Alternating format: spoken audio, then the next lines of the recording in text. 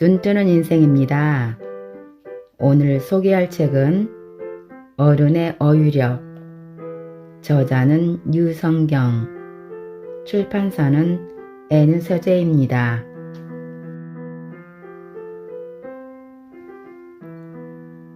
책을 읽고 싶어도 머리에 들어오질 않아서 읽기 힘들어. 초등학생이라면 영락없이 책 읽기 싫어 들러대는 핑계라 하겠지만 10여 년 전부터 친구들에게 꾸준히 듣고 있는 말이다.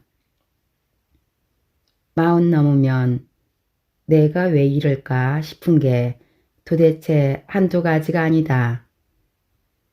변화라곤 나이 먹은 거밖에 없으니 부정적인 변화의 원인을 나이 탓으로 모집었다. 책을 읽어도 머리에 들어오지 않고 나중에 기억나지 않는 것도 나이 먹어 그런 거라 무감하게 대꾸했다.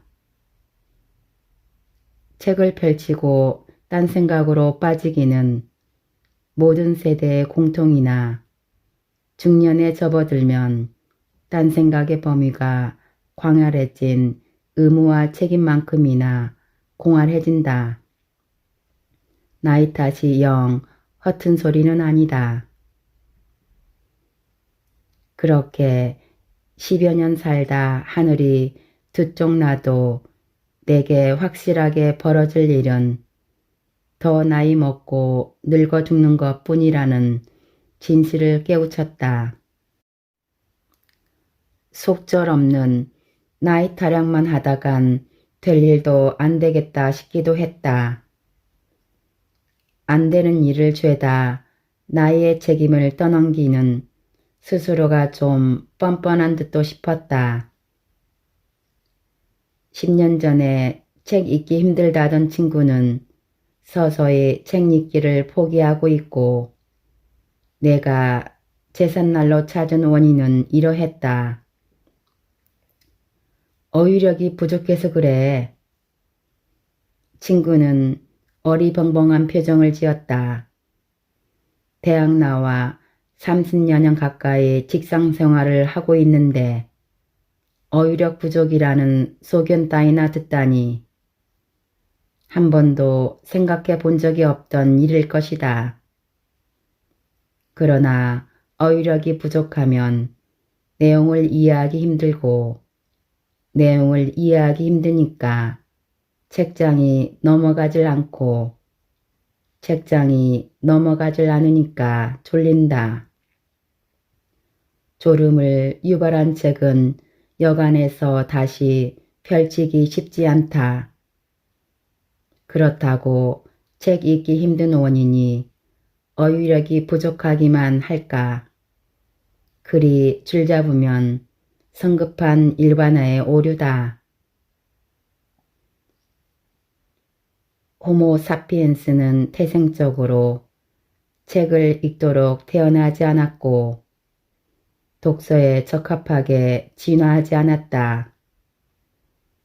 책을 읽어 지혜로운 자가 된 게 아니라서 그 후손들은 그냥 놓아두면 자연스럽게 책을 읽지 않는다. 원시 인류는 사냥, 수렵, 채집 등으로 먹을거리를 구하고 맹수 등의 공격에서 스스로를 보호하기 위해 끊임없이 주변을 탐색하고 관찰하고 경계해야 했다. 눈 두 개가 가운데 몰려 있어 넓은 시야를 확보하는 데 적합하지 않으니 고개나 몸의 방향을 쉴 새 없이 바꿔가며 두리번 거렸으리라. 그 초원이 오늘날에는 인터넷에 있다. 눈 두 개가 가운데 몰려 있어 휴대전화의 좁은 화면을 보는데 적합하니 고개와 몸의 방향은 절로 고정된다. 먹잇감을 찾아 손가락이 이리저리 돌아다니고 눈동자가 두 발인 양 쫓아간다. 그때는 실제였고 현재는 가상이지만 뇌는 실제와 가상을 구분하지 못하며 인간의 뇌는 그때나 지금이나 매우 산만하다. 인류는 먹고 사는데 노력을 소진하느라 책 읽는데 쓸 노력이 남아있지 않았다. 그래서 대부분 책과 무관하게 살았으며 현재도 대체로 그러하다. 대신 그들에게는 우주의 순환과 생명의 생로병사를 압축해 보여주는 자연이 있었고 지식과 경험을 담은 이야기를 들려주는 사람들이 곁에 있었다. 자자가 물었다. 저에게 왜 이런 일이 일어났을까요? 제가 겪은 고통이 무슨 가치가 있을까요?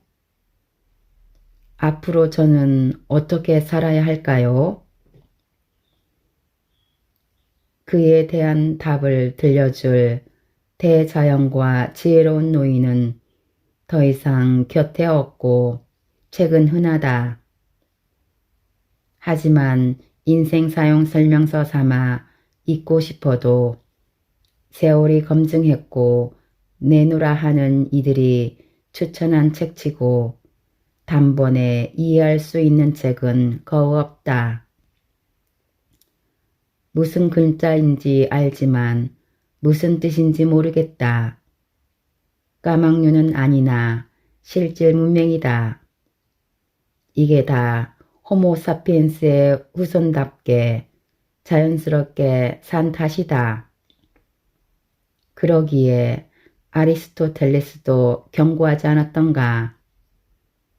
품성의 덕 중 그 어떠한 것도 우리 안에서 저절로 생겨나지 않는다고.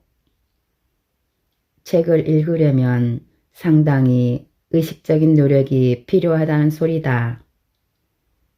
자연스럽게 머리에 들어오지 않는 게 도리어 당연하다.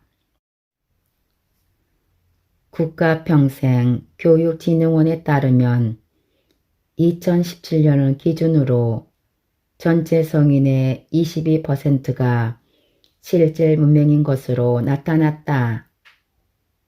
한국은 글자 자체를 알아보고 읽고 쓰는 문명률은 낮지만 문장의 뜻을 파악해 생활이나 업무에 적용하는 실질적인 능력, 즉 문서 해독 능력이 22개 경제개발기구 가입국가 중 19위로 하위권이다. 문해력이 떨어지면 복잡한 일이나 일상에서 요구하는 것에 대처할 수 있는 최소한의 수준을 갖추기 힘들고 새로운 직업이나 신기술 등 새로운 학습을 수행하기 어렵다. 이해하지 못하는 책을 그래도 읽는 게 좋을까요? 몇 해 전 모 대학에서 강연했을 적에 받은 질문이다. 티내지 않았지만 감탄했다. 참신하다. 이래 해석했다. 소위 필독서라 불리는 인문이나 문학 관련 서적을 읽어도 제가 아직 경험이 부족해서인지 이해할 수 없어요. 나중에 이해할 수 있을 때 읽는 게 좋을까요? 이해하지 못해도 지금 읽는 게 좋을까요? 사람은 자신이 가진 지식과 경험치밖에 있는 상대의 언어를 당장 이해하지 못한다. 감각 인식이나 지적 수준의 차이일 수도 있지만 각자 통과하는 시간이 달라서다. 이솝의 청개구리 우화가 전하는 교훈은 엄마 돌아가신 후에 후회하지 말고 살아계실 적에 말 잘 듣자 일지 모르나 나는 모자가 통과하는 시간이 엇갈린 데서 연유한 비극을 본다. 아들 청개구리는 엄마 청개구리가 죽은 다음에야 엄마의 시간을 산다. 엄마 청개구리는 아들 청개구리가 계속 그 시간에 머물 거라 여겨 그에 걸맞은 유언을 남긴다. 그 결과 청개구리는 비 오는 날만 되면 엄마 무덤이 떠내려갈 것 같아 개굴개굴 울어댄다. 둘은 함께 살았으나 한 번도 같은 시간을 살지 못했다. 서로 말이 통하는 시간을 살지 못한 것이다. 사람은 지금 이 순간에는 지금 이 순간 이해할 수 있는 것만 이해한다. 담을 수 있을 만큼만 담을 수 있는 그릇과 같다. 자신의 그릇이 작아 상대의 말을 제대로 두어 담지 못한 채 흘려버리거나 심지어 제멋대로 오해하는 경우가 적지 않다. 그 진심이나 진실을 깨달았을 때면 이미 늦어 과거의 자신이 한없이 부끄럽고 밉다. 책을 읽는 행위란 나에게 내가 사랑하거나 사랑할 이들에게 당도할 시간으로 미리가 잠깐 사는 것이다. 아직 살아보지 않은 시간이라 당장 이해하기 힘들어도 왜 그런지 모르겠지만 그럴 수도 있는 모양이군 하는 식의 감을 얻는다. 신비로운 일이다. 정신밭에 뿌려둔 감이라는 씨앗은 여하튼 어떻게든 자란다. 그러다 문득 내게 당도해버린 시간을 통과할 적에 떠오른다. 처음이지만 처음이 아니고 혼자이지만 혼자가 아닌 것 같은 기분. 서툴게 더듬어 찾아가면 오래전 내 정신밭에 뿌려둔 씨앗자리에 뼈가 자라고 살이 붙어서 있는 형상과 마주한다. 내게는 19에 읽은 프리드리히 니체의 자라투스트라는 이렇게 말했다가 그러했다. 모르는 낱말로 가득해 나름 자부한 독해력에 혐의를 두게 했다. 정신의 균열이가 불편했을 뿐 아니라 가뜩이나 허무한 아이가 더 허무해져 버렸다. 이상하려 많지 잊히지 않았다. 흡사 나쁜 남자에게 매혹당한 순진한 소녀 같았다.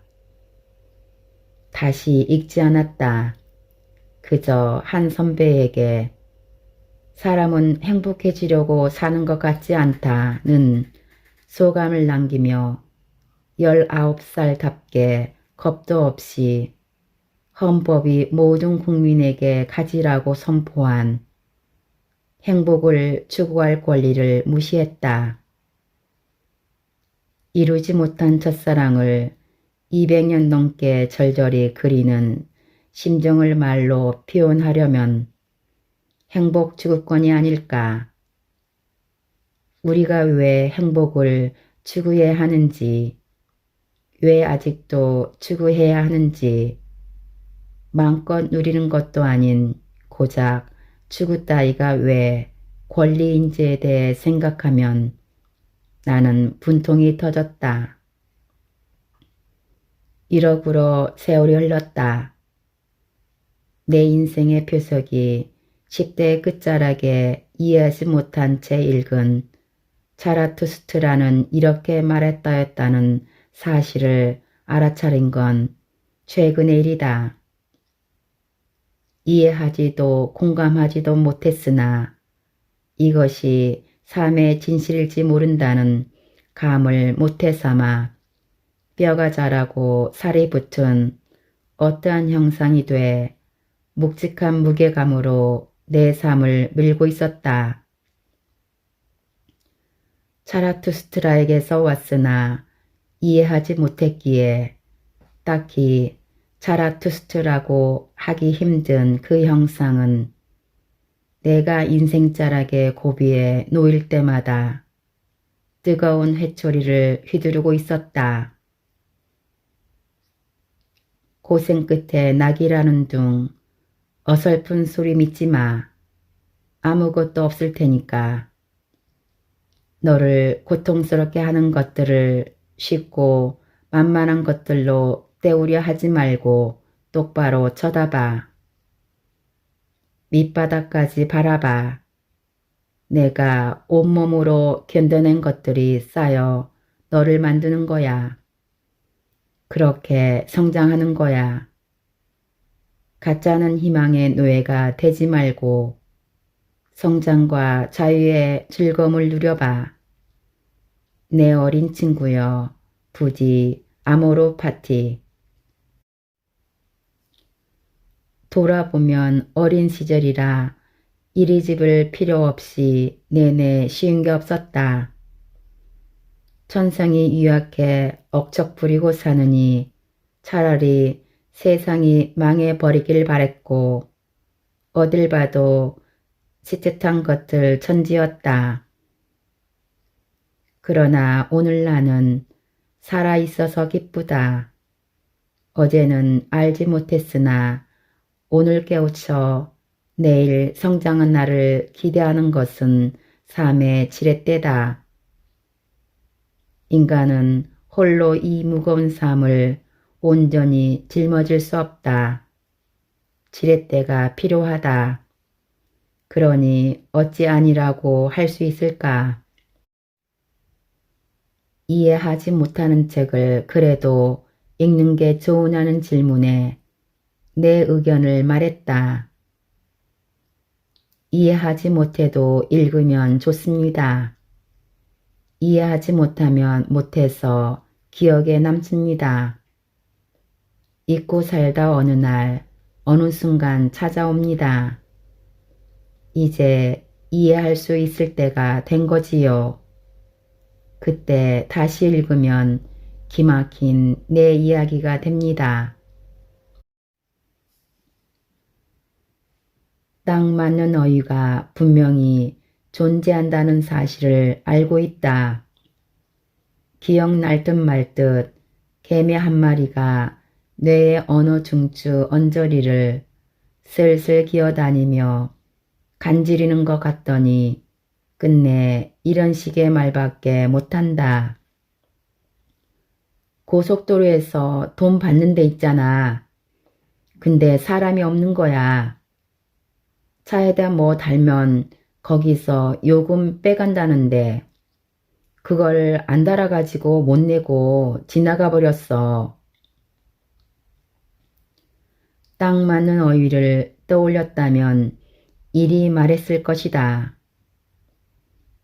톨게이트에서 하이패스 전용 차로로 들어서는 바람에 통행료를 정산하지 못하고 통과해버렸어. 내 차에 하이패스 단말기가 없거든.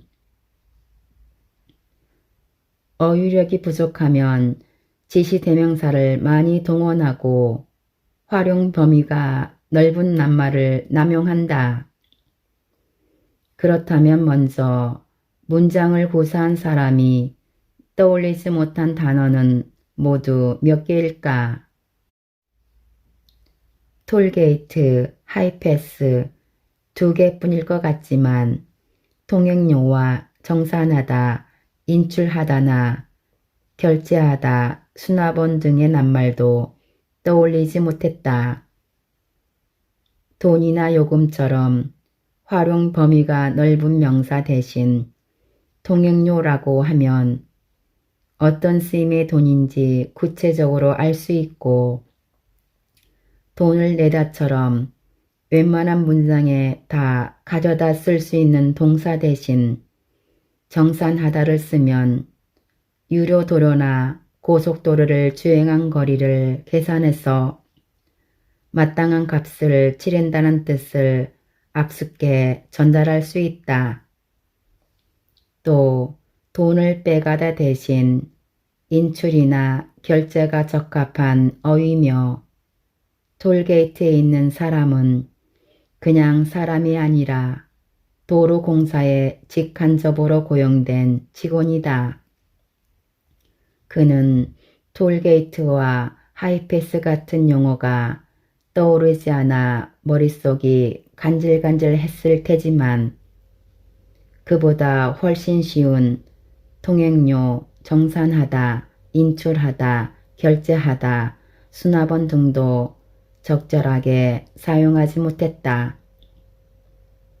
많은 개수의 낱말을 아는 것보다 중요한 것은 알고 있는 낱말을 잘 활용하는 것이다.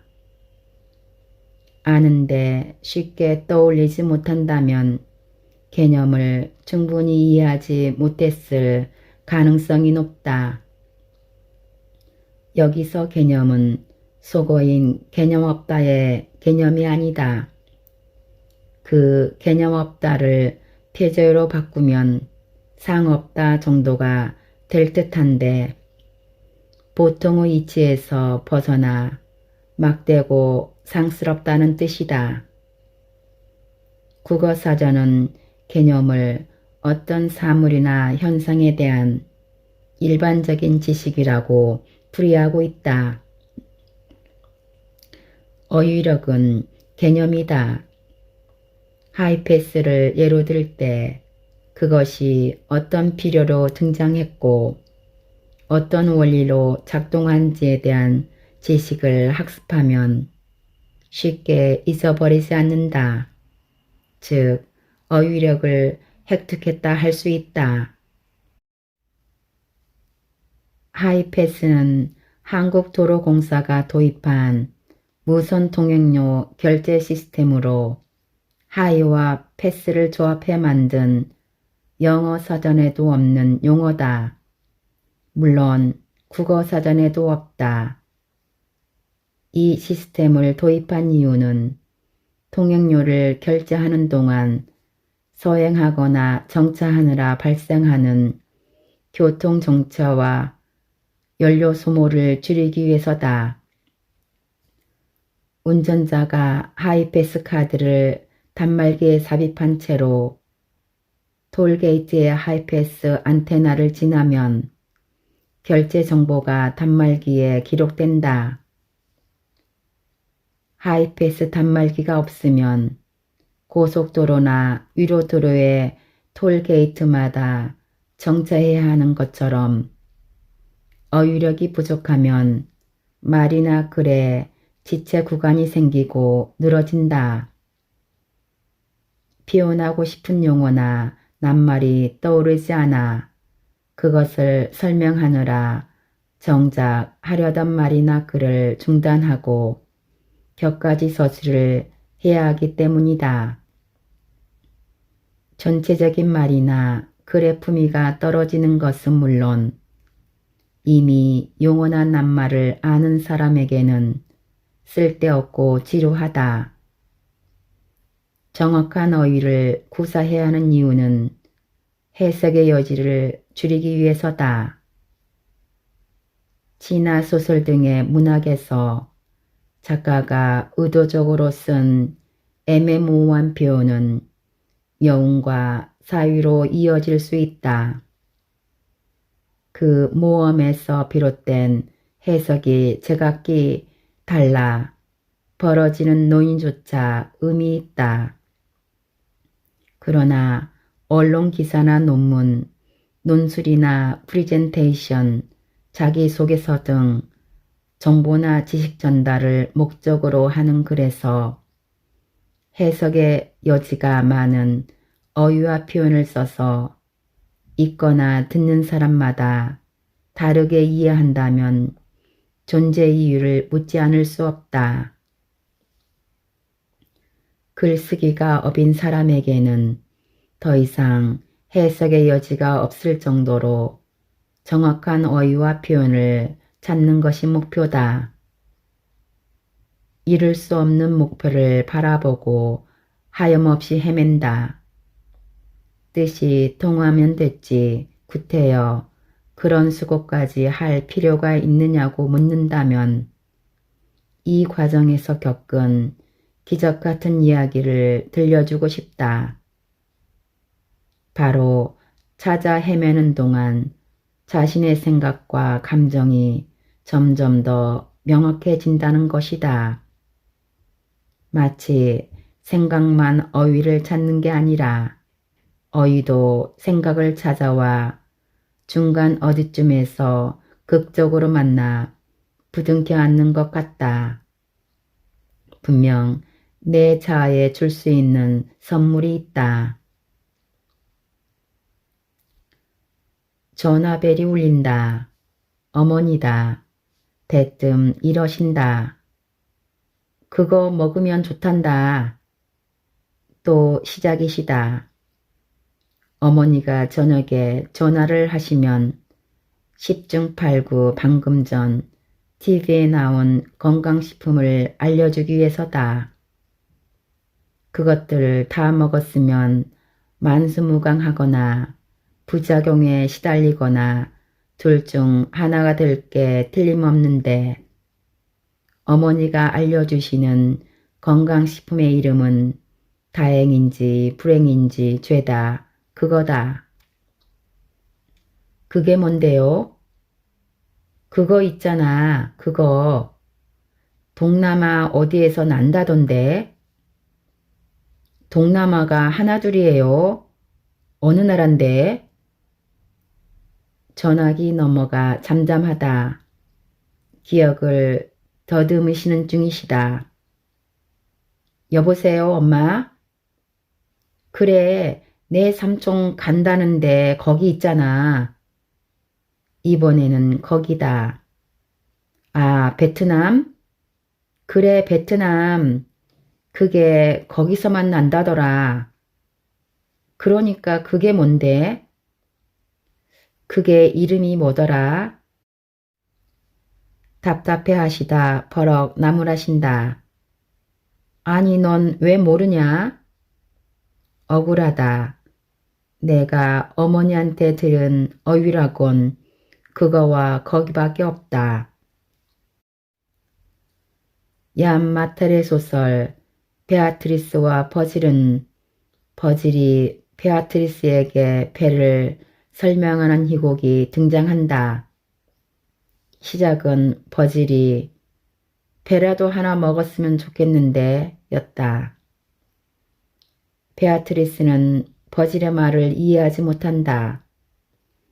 먹은 적도 본 적도 없으니 배라도 하나 먹고 싶다는 말이 어떤 욕구에서 나오는지 전혀 감 잡을 수 없다. 이렇게 시작된 배에 대한 문답은 무려 9매에 걸쳐 이어진다. 버질은 일단 배의 모양부터 알려주려고 베아트리스가 알고 있는 사과와 바나나, 아보카도에 기대 열심히 묘사하지만 머릿속에 정확히 배의 모양을 그렸을 리만무하다. 어쨌거나 다 들은 베아트리스의 소감은 배는 세상에서 제일 좋은 과일인 것 같아 였다. 그리고 다시 묻는다. 맛은 어때? 버질은 냄새부터 맡아봐야 한다면서 설명한다. 잘 익은 배의 향기는 우리 정신에 영향을 미치지. 정신이 먹록해지고 멈춰버리는 것 같다고. 온갖 기억과 그에 관련된 생각을 하얗게 지어버리고 정신이 그 매혹적인 향내의 매력을 알아내려고 깊이 파고들지만 그 매력을 알아내기는 정말 힘들지. 아름다운 표현이지만 추상적이다. 베아트리스는 맛이 궁금해 안다라고 마침내 버질이 소개한다. 배를 작게 잘라내면 속살은 새하얗지. 안에 전등이 켜진 것처럼 하얗게 빛난다고. 그래서 과도 하나와 배 하나만 있으면 어둠이 무섭지 않아. 배를 씹을 때 입안에서 느끼는 느낌이나 감각도 정말로 말로 설명하기는 힘들어. 어떤 배는 아삭아삭하기도 해. 베아트리스가 배 맛을 상상하기 위해 묻는다. 사과처럼? 당신이 배 맛을 안다면 손사래를 치며 부정할 것이다. 아니라니까. 사과하고는 완전히 다르다니까. 버질도 그랬다. 앞서 배의 모양을 설명했던 것처럼 이번에는 배의 맛에 대해 찬찬히 알려준다. 괜찮은 배는 맛이 굉장해. 그러니까 배를 깨무는 환희에 빠지는 순간 마음을 완전히 빼앗겨 버릴 거야. 배를 먹겠다는 것 말고 다른 건 생각도 하고 싶지 않을 거야. 그러나 베아트리스는 끝내 묻고 만다. 그럼 배 맛은 뭐랑 비교할 수 있을까? 지금까지 팽팽하게 쌓아올린 배에 대한 설명은 이 지점에서 와르르 무너진다. 우리는 이미 반쯤 아는 것을 듣고 이해한다고 한 헨리 데이비드 소로의 말은 과연 진실일 수밖에 없을까? 결국 버질도 포기한다. 배맛은 뭐랑 비슷하냐면, 뭐하고 비교할 수 있냐면, 모르겠어. 말로는 표현할 수가 없어. 배맛은 배맛 그 자체야. 어떤 맛으로도 비교할 수 없어. 베아트리스는 안타깝다. 너한테 배가 있으면 좋을 텐데. 버질도 같은 심정이다. 그래, 나한테 지금 배가 있다면 당장 너한테 맛을 보여줄 수 있을 거야. 둘은 침묵한다. 버질은 베아트리스가 알고 있는 것에 기대어 한참 설명했지만 자신이 경험한 것을 끝내 알릴 수 없었다. 베아트리스는 버질의 이야기에 푹 빠져 머릿속에 온갖 형상을 열심히 그려봤지만 최종적으로 몰랐다. 언어의 한계다. 상상의 한계다. 인식의 한계다. 이 한계가 프로클루스 테스의 침대가 되어 상대가 전하는 의미를 두드려 펴 느리거나 머리 혹은 사지를 가차없이 잘라낸다. 프로클루스 테스의 침대. 그리스 신화에 등장하는 프로클루스 테스는 노상 강도로 나그네를 붙잡아 자신의 침대에 눕혀놓고 나그네의 키가 침대보다 길면 그만큼 잘라내고 짧으면 억지로 침대 길이에 맞춰 늘려 죽였다. 자신의 기준에 다른 사람의 생각을 맞추려고 하는 횡포, 아집, 독단 등을 이르는 심리학 용어다. 대한민국의 인터넷 보급률은 가구 기준으로 99%, 스마트폰 보급률은 95%로 세계 1위다. 한국정보통신연구원이 실시한 2019 미디어 패널 조사 결과에 따르면 SNS 이용률은 평균 47.7%, 자주 사용하는 SNS 앱은 페이스북, 카카오 스토리, 인스타그램, 네버밴드, 트위터 순이다. 조사 기관마다 차이가 있지만 한국인이 소셜미디어 활동에 사용하는 평균 시간은 하루 1시간이 조금 넘는다. 문화체육관광부가 지난 3월 발표한 2019년 국민 독서실태 조사 결과를 보면 2018년 10월 1일부터 2019년 9월 30일까지 1년간 성인이 읽은 종이책 연간 독서율은 52.1%, 독서량은 6.1권, 책 읽은 시간은 평일 31.8분이다. 참고로 2015년 UN 조사에서 미국인 연간 독서량은 79.2권, 일본인은 73.2권, 프랑스인은 70.8권으로 한국인 독서량은 192객 중 166이었다. 인터넷과 스마트폰 보급률 세계 1위, 독서량 166위. 이 수치는 무엇을 가리키는 걸까? 한국 학생 10명 중 3명은 교과서를 이해하지 못하고 성인 열의 7은 글을 읽고도 무슨 뜻인지 몰라. 실질 문맹률이 OECD 국가 중 최고 수준이다. 조사 결과를 보면 우리나라 성인은 독서뿐 아니라 SNS 활동에도 예상보다 시간을 많이 쓰는 편이 아니다. 여전히 TV를 오래 봐서 하루 3시간 2분가량이며 스마트폰 사용시간인 1시간 54분 29초를 월등히 앞선다. 선뜻 동의하기 어려운 이런 설문조사의 함정은 설문조사 대상의 연령대에 있다. 고령 인구가 많은 국가에서는 대체로 SNS 활동 시간이 짧게 TV 시청 시간이 길게 나온다. 일본과 유럽이 이에 해당한다.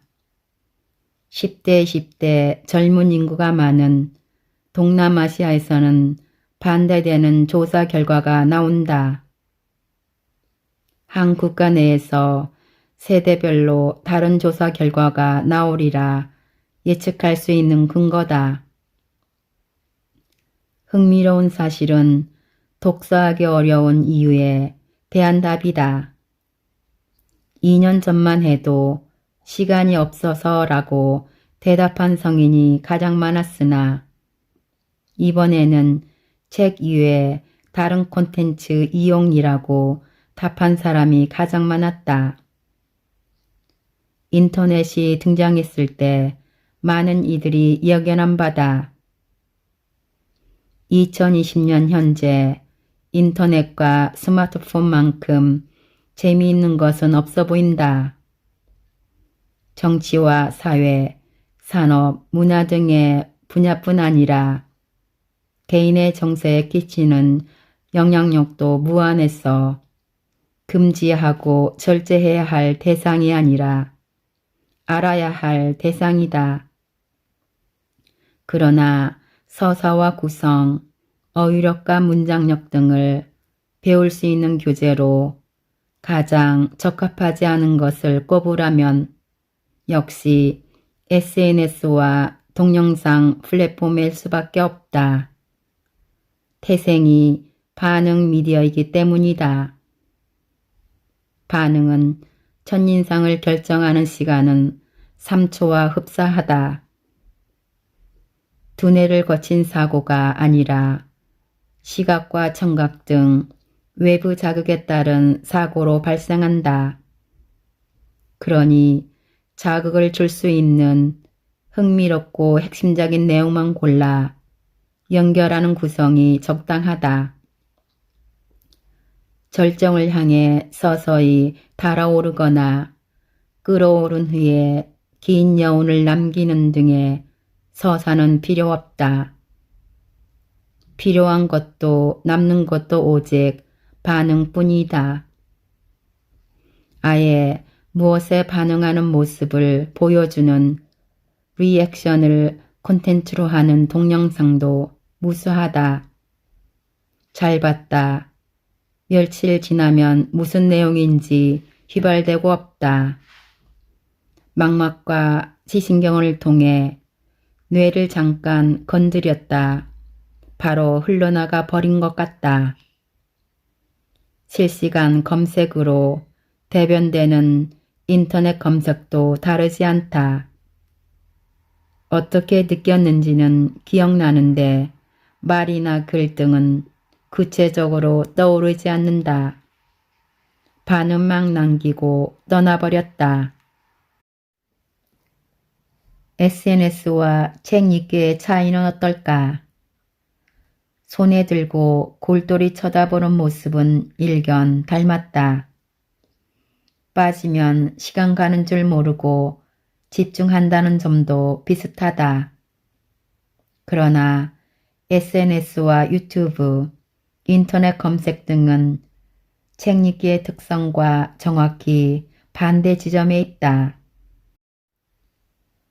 유입되는 정보량이 워낙 많다 보니 찬찬히 살필 여유 없이 텍스트는 Z자 형태로 SNS는 수직으로 대충 훑고 수록수록 넘긴다.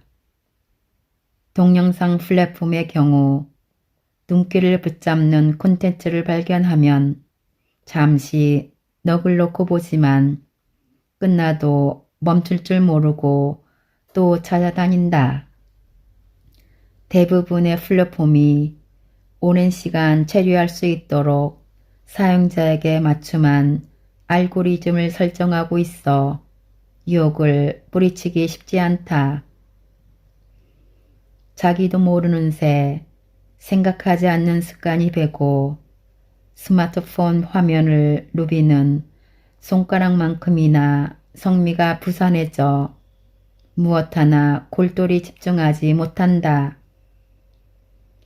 사용자의 이런 성향을 알기에 온라인상의 어휘는 클릭수나 체류 시간을 높일 목적으로 더욱 직감적이고 자극적으로 되어가고 이제 그런 어휘들조차 단조롭다. 숫자가 기업 수익과 사회적 영향력으로 연결되는 구조를 가진 반응 미디어를 손에 들고 있는 한 사유, 추론, 음미, 상상, 사색 등이 끼어들 틈이 없다. 내면에 집중할 시간을 스스로에게 내어주지 않는다는 소리다. 정신적 존재인 인간은 그에 따른 희우증을 피할 길이 없다. 어느 날 새벽 3시쯤 왜 너는 너의 내면을 들여다보고 돌봐야 할 시간을 다른데 허비하느냐며 채권자가 빚 독촉하듯 찾아온다. 세상이나 타인에 대한 작동이 제대로 이루어지지 않는다. 내 인생이 내게 편치 않다. 세상에, 타인에, 내 인생에 나를 이대로 놓아둬도 괜찮은지 자꾸만 의문이 든다.